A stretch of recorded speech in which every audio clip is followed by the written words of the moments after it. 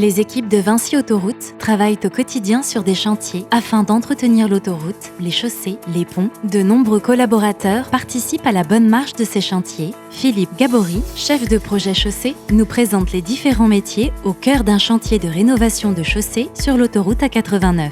Alors les métiers qu'on rencontre, c'est déjà de l'encadrement pour organiser tout le chantier, un responsable logistique, un responsable sécurité, un responsable environnement. Après, on a énormément des conducteurs d'engins, que ce soit des finisseurs pour appliquer les matériaux, des raboteuses et des transporteurs qui font les allers-retours entre l'usine et le chantier.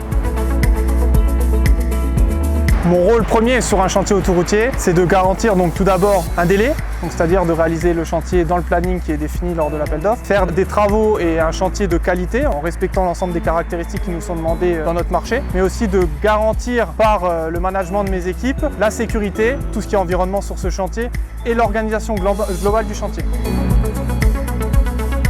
Du coup, ici, je suis chargée de la logistique transport. En gros, c'est la gestion et l'organisation d'une rame d'une 50aine de camions qui est chargée du transport de deux types de produits. D'abord, les enrobés qu'on fabrique ici sur la plateforme de fabrication qu'il faut acheminer sur le chantier. Ensuite, le fraisage raboté, donc ce qu'on enlève de la chaussée qu'il va falloir venir déposer ici pour ensuite pouvoir le recycler, le remettre dans les centrales. Nous, pour ça, on organise le transport en double fret. Le double fret, c'est-à-dire que c'est les mêmes camions qui vont emmener les enrobés sur le chantier et ramener le fraisage raboté sur la plateforme.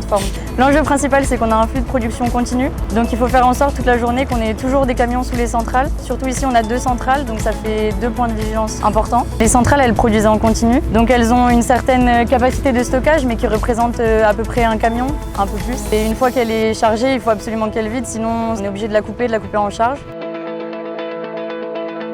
La coactivité, c'est-à-dire qu'il y aura plusieurs entreprises qui vont travailler à un même moment sur un chantier et on va faire en sorte qu'il n'y ait pas d'accident dû à un risque qui va être fait par une entreprise. Vous avez tout un tas de machines qui interviennent, c'est 80 personnes à peu près sur le chantier. On évite d'avoir des gens au milieu de ces flux-là. Donc le chargé de sécurité, moi-même, passons régulièrement pour voir si c'est bien appliqué. Lors du démarrage du chantier, un accueil sécurité est réalisé à l'ensemble des salariés afin de leur rappeler les consignes de sécurité propres à ce chantier-là. Tout du long du chantier, j'effectue une visite quotidienne sur site afin de vérifier que les mesures de prévention soient bien appliquées par l'ensemble des salariés. À la fin du chantier, nous établissons un retour d'expérience sécurité afin de communiquer à l'ensemble de nos chantiers et de notre agence les points forts, les points faibles, les axes d'amélioration et toutes les bonnes pratiques issues de ce chantier.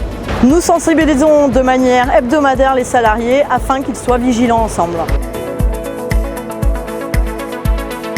Sur le chantier de l'A89, moi je m'occupe de la partie environnement. C'est un sujet qui tenait à cœur de mettre en place à Eurovia et de manière plus globale à Vinci Autoroute. Il nous a été demandé de réfléchir à des petites actions, des choses qu'on pouvait mettre en place pour améliorer le bilan carbone et environnemental d'un chantier de rechargement autoroutier et d'entretien. On s'est imposé ce challenge collectif sur un chantier d'entretien des chaussées de diminuer notre bilan carbone, gaz à effet de serre et environnemental sur ces chantiers-là.